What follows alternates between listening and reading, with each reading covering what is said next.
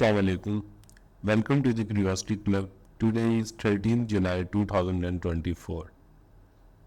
आज हम जिन तीन एडिटोरियल्स का एनालिसिस करेंगे उसमें नंबर 1 है इनजस्टिस एंड डन, नंबर 2 है अबाउट लूमिंग फ्लोर शॉर्टेज और नंबर 3 है अबाउट सेम ओल्ड स्क्रिप्ट। तो आइए स्टार्ट करते हैं। आज से हम डेली रिव्यू में कुछ फैक्ट्स ऐड किया करेंगे related to general knowledge and current affair. तो आज का हमारा जो फैक्ट है वो है about the world's largest cities by area. तो हमें ये पता होना चाहिए कि number 1 city by area largest है न्यूयॉर्क, नंबर 2 पर बोस्टन प्रोविडेंस है, नंबर 3 पर टोक्यो है, नंबर 4 पे अटलांटा है, नंबर 5 पे शिकागो है, नंबर 6 पे लॉस एंजल्स है, नंबर 7 पे मॉस्को है और नंबर 8 पे वाशिंगटन बाल्टीमोर है। तो आगे आप स्टार्ट करते हैं आज के पहले एडिटोरियल का एनालिसिस। आज का पहला एडिटोरियल है about same old script. Same old script का मतलब है कि एक ही बात जिसको बार बार दोहराया जाए। तो इस एडिटोरियल में जिस इशू को हाईलाइट किया जा रहा है वो है अबाउट इन्फोर्स्ड डिसअपीयरेंसेस और मिसिंग पर्सन। सबको पता है ये पाकिस्तान का एक बड़ा प्रेसिंग इशू है। ये या बलोच के साथ भी होता रहा है, ये किसी भी एथनिक ग्रुप के साथ हो सकता है, ये किसी भी रिलीजियस ग्रुप के साथ हो सकता है और इवन ये मसला किसी भी पॉलिटिकल पार्टी को भी पेश आ सकता है। किस टाइम पेश आ सकता है? जब वो आउट ऑफ फेवर होती है, जब एस्टेब्लिशमेंट की फेवर नहीं होती किसी पार्टी के साथ तो उनको भी ये मसला पेश आता है। लोग गायब कर दिए जाते हैं। बलोचिस्तान में ये हो रहा है और पूरे पाकिस्तान में हो रहा है, किसी के साथ भी हो सकता है। ठीक है, अब होता क्या है जब भी इस तरह का कोई मसला होता है तो स्टेट जो है हमारी उसका एक ही नैरेटिव होता है, वो एक ही जवाब देती है इस मसले का। या तो वो डिनाई कर देते हैं कि ऐसा कुछ है ही नहीं, या वो हमें पेश करते हैं अनकन्विंसिंग एलिबाइस। एलिबाइस का मतलब होता है बहाने करना। इसका लिटरल मीनिंग तो ये है कि जब आप कोर्ट के अंदर किसी बंदे पर इल्ज़ाम लगाया जाता है ना, और इस इल्ज़ाम के बदले में वो बंदा ये कहता है कि जब वो क्राइम हुआ तो मैं तो किसी और जगह पे था, और वो उस चीज़ का प्रूफ देता है, तो उस चीज़ को एलिबाई कहा जाता है। तो यहाँ पे स्टेट क्या अनकन्विंसिंग एलिबाइस देती है कि ये तो मसला है ही नहीं, मिसिंग पर्सन कोई बेसिकली मसला है ही नहीं हमारा। तो अब क्या होता है, हमें प्रॉब्लम पता चल गया अबाउट मिसिंग पर्सन। आगे चलते हैं।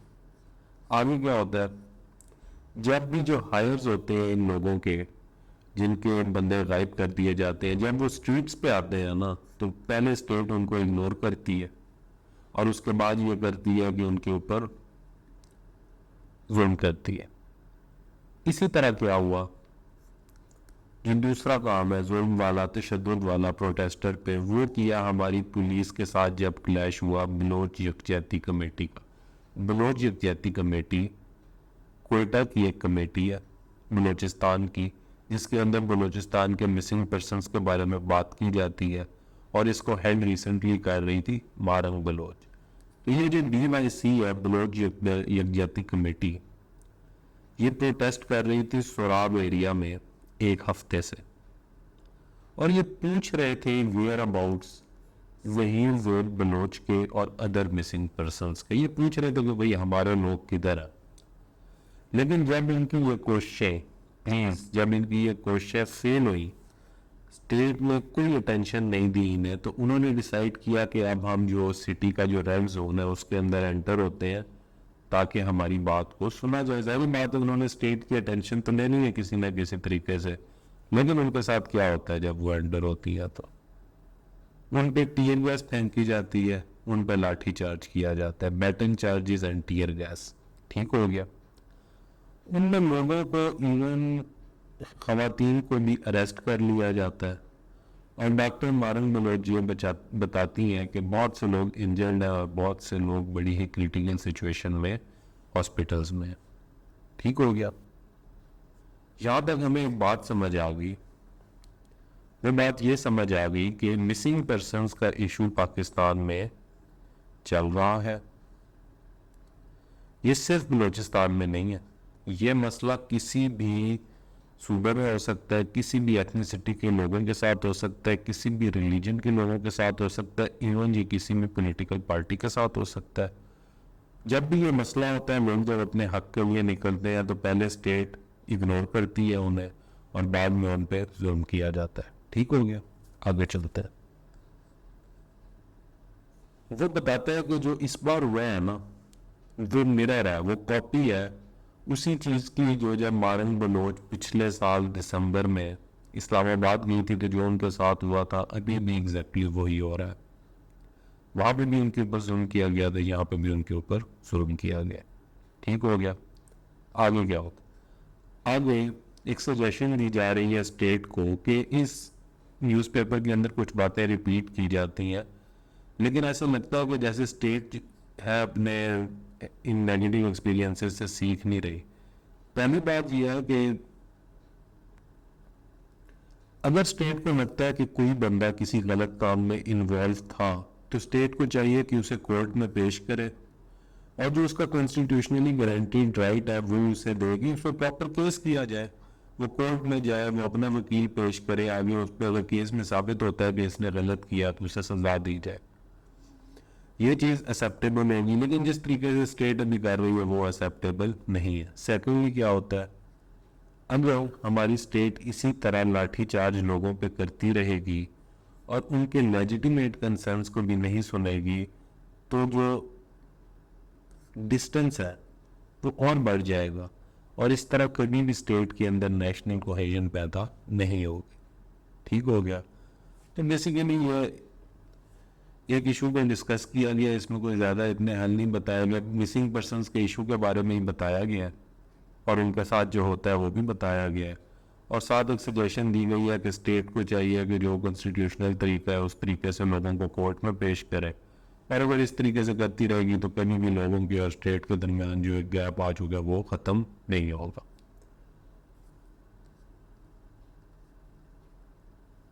आगे सेकंड आर्टिकल की तरफ चलते हैं।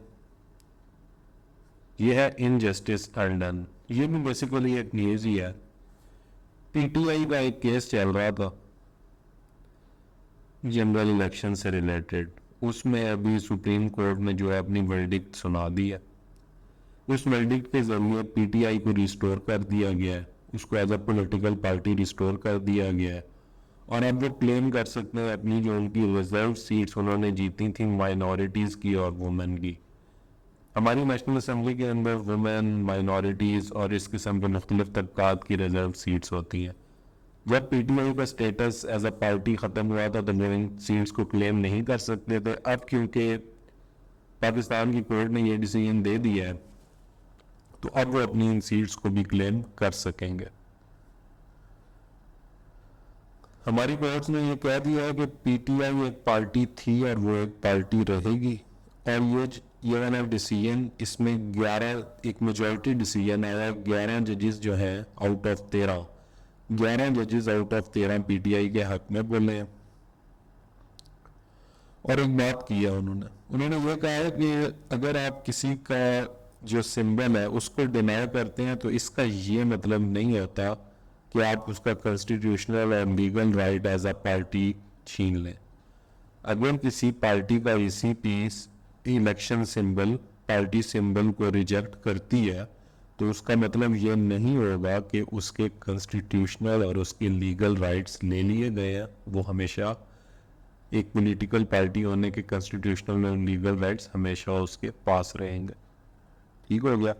आगे वो कहती है कि यदि पीटीआई को अब चांस मिलेगा खुद को रीऑर्गेनाइज करने के लिए पार्लियामेंट में और एक फ्रेश वो आप स्टार्ट करेंगे जो कि उनकी रिजर्व सीट्स जो कि डिनाई कर दी गई थी अब वो उनको भी हासिल कर सकते हैं।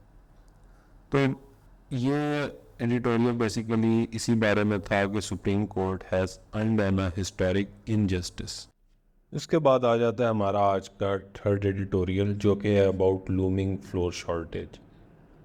इस एडिटोरियल में यह बताया गया है कि पाकिस्तान में आटे का बुरान आने वाला है। वो क्यों आने वाला है वो हम देखते हैं। सबसे पहले वो बताता है कि जो फ्लोर मिल्स वाले हैं उन्होंने एक नेशन वाइड प्रोटेस्ट का एक स्ट्राइक का ऐलान कर दिया फ्रॉम थर्सडे और इन्होंने ये इसलिए किया है कि वो चाहते हैं कि गवर्नमेंट अपना डिसीजन रिवोक कर दे। गवर्नमेंट ने रिसेंटली एक डिसीजन लिया था कि विद होल्डिंग टैक्स एजेंट बनाया जाएगा फ्लोर मिल मालकान्स को। इसका क्या मतलब है? इसका मतलब ये है कि जो हमारे फ्लोर मिल के जो हमारे मालकान हैं ना, वो as a tax agent act करेंगे। किसके लिए? वो लोग एफबीआर के लिए, एफबीआर के लिए वो लोग टैक्स एजेंट एक्ट करेंगे। अब क्या होगा? वो आगे जिस रिटेलर को आटा बेचेंगे उससे टैक्स लेंगे और उसके बाद एफबीआर को वो प्रोवाइड करेंगे। ठीक हो गया? इसको कहते हैं विदहोल्डिंग टैक्स एजेंट। ये चीज़ क्यों की गई है? क्योंकि गवर्नमेंट का प्लान है 2.5% मोर टैक्सेस इम्पोज करने का आटे के ऊपर। और अब अथॉरिटीज़ चाहती हैं कि ये टैक्स जो सा है ये डायरेक्टली रिटेलर से इस तरीके से कलेक्ट किया जाए। हमें पता चल गया कि फ्लोर मिल्स मालकान का क्या मसला है कि उनको विदहोल्डिंग टैक्स एजेंट जो रखा गया है वो ये चीज़ नहीं मान रहे। अब आगे चलते हैं। ये जो इस तरह की डिमांड है ना, इसका मतलब ये है कि जो डीप रूटेड हमारे मसले हैं इन इक्विटी के और अनफेयरनेस के हमारे टैक्स सिस्टम एडमिनिस्ट्रेशन के अंदर, ये उसको ज़ाहिर करते हैं। जो मिल ऑनर की डिमांड है ना, जो कि वो रिजेक्ट कर रहे हैं status as withholding agents, वो बिल्कुल सही है। उसकी वजह यह है कि it saddles them with heavy cost. ये एक ईडीएम है, इट सैडल्स देम विद, मतलब उन पे बर्डन डालना, बर्डन्स देम विद। उनके ऊपर एक बहुत बड़ा बर्डन आ जाएगा इस चीज़ के बाद। बर्डन कैसे आएगा? क्योंकि कुछ करप्शन के नए मौके टैक्स अथॉरिटीज़ को मिल जाएंगे। अब ये विद होल्डिंग टैक्स एजेंट्स हैं, इन्होंने टैक्स इकट्ठा करके देना है रिटेलर से। अब क्या होगा? जो एफबीआर के एजेंट हैं वो इनके साथ करप्शन भी कर सकते हैं और इनको और तरह की ऑफ़र्स भी कर सकते हैं। तो ये चीज़ एक तरह से इनके ऊपर एक बर्डन डालेगी। तो इस वजह से वो एहतजाज कर रहे हैं कि हम इस चीज़ को नहीं मानते। और इस तरह के जो विदहोल्डिंग टैक्स होते हैं ना, इससे हमेशा जो कंज्यूमर होते हैं उनकी प्राइस जो उनसी है वो इंक्रीज़ हो जाती है। ठीक है? तो इस वजह से इसके अगेंस्ट जो है सारे लोग मिल के एहतजाज कर रहे हैं। अब नेक्स्ट बात इसमें क्या होती है? क्योंकि ये स्ट्राइक होने लगी है तो अब थोड़ी कुछ अरसे बाद आटा ख़त्म हो जाएगा मार्केट में से, और जब आटा ख़त्म होगा तो उसकी शॉर्टेज आ जाएगी। चक्की और फ्लोर डीलर्स जो जो हैं वो भी इस स्ट्राइक में इनके साथ मिल गए हैं। इसी वजह से अब आटा जल्दी ख़त्म हो जाएगा। जो पाकिस्तान फ्लोर मिल्स एसोसिएशन है उसने कहा है कि वो उस टाइम तक ये स्ट्राइक जारी रखेंगे जब तक उनकी डिमांड्स नहीं मानी जाती। फिर कहा जाता है कि ये जो स्टेपल है, स्टेपल कहा जाता है कोई जो डेली खाने की चीज़ होती है, इससे लोअर मिडल और जो मिडिल क्लास के लोग हैं उनको बहुत ज़्यादा इफ़ेक्ट पड़ेगा।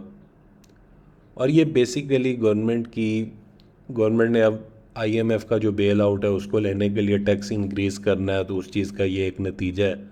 और इसमें गलती उनकी ये है कि जो ट्रेडर्स को टैक्स नहीं करते, और हमारे बहुत से ऐसे और सेगमेंट्स हैं इकॉनमी के जिनको टैक्स नहीं किया जाता, जैसे कि एग्रीकल्चर है, जैसे कि रियल एस्टेट है। इस तरह के सेक्टर्स को सही तरीके से टैक्स नहीं किया जाता, और फिर आम लोगों से और स्टेपल के ऊपर टैक्स लेके बैड पॉलिसी डिसीजंस हुकूमत दिखाती है।